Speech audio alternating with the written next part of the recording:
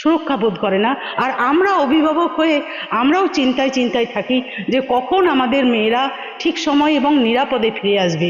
মুখ্যমন্ত্রী বলছেন রাত্রি 10টার সময়, 10টার পরে বা 10টার আগে।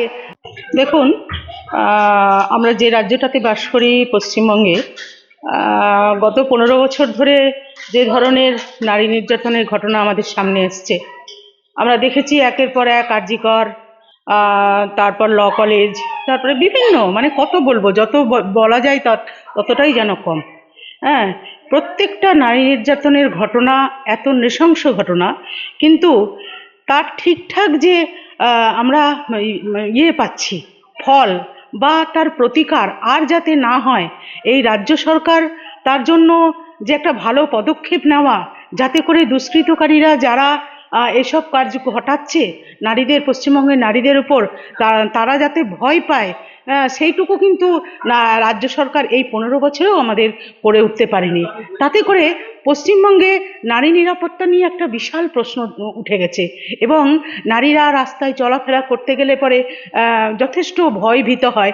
আমারই কিশোরী মেয়ে, যুবতী মেয়ে আছে, আমার পাড়ার প্রচুর মেয়েরা আছে, তারা বিভিন্ন কাজে, বাজার ঘাটে, এমনকি তাদের নিজের জীবিকার সন্ধানে তারা এক এক জায়গায় যায়। জানেন, আজকাল শিক্ষিত মেয়েরা কেউই ঘরে বসে থাকে না, সবাই জীবিকার অর্জনের জন্য নিজের প্রতিষ্ঠানে, বিভিন্ন প্রতিষ্ঠানে যায়, বিভিন্ন কাজে যায়, তাদের ফিরতে রাত্রি হয়, কিন্তু তারা কখনোই নিজেদেরকে সুরক্ষা বোধ করে না। আর আমরা অভিভাবক হয়ে আমরাও চিন্তায় চিন্তায় থাকি যে কখন আমাদের মেয়েরা ঠিক সময় এবং নিরাপদে ফিরে আসবে। আমরা সবসময় এই জন্য চিন্তিত। পশ্চিমবঙ্গের এই নারী সুরক্ষাটা প্রচণ্ডভাবে দরকার, যেটা আমাদের এই সরকার দিতে একেবারে ব্যর্থ। শুনুন,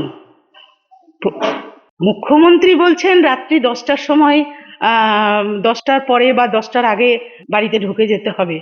আমরা স্বাধীন রাষ্ট্রে বাস করি দাদা, আমরা স্বাধীন রাষ্ট্রে বাস করি, আমরা স্বাধীন রাষ্ট্রে স্বাধীনভাবে চলাফেরা করব। একজন স্বাধীন মানুষ যেভাবে চলাফেরা করে, একজন স্বাধীন মেয়ে, আমরা তাকে শিক্ষিত করেছি, শিক্ষায় শিক্ষিত করেছি, সে পড়াশুনো শিখেছে, সে বিভিন্ন কাজে বাইরে যাবে, ওর কাজ যদি 10টায় না শেষ হয়, ও কি করে বাড়িতে ফিরে আসবে, এবং কি করবে?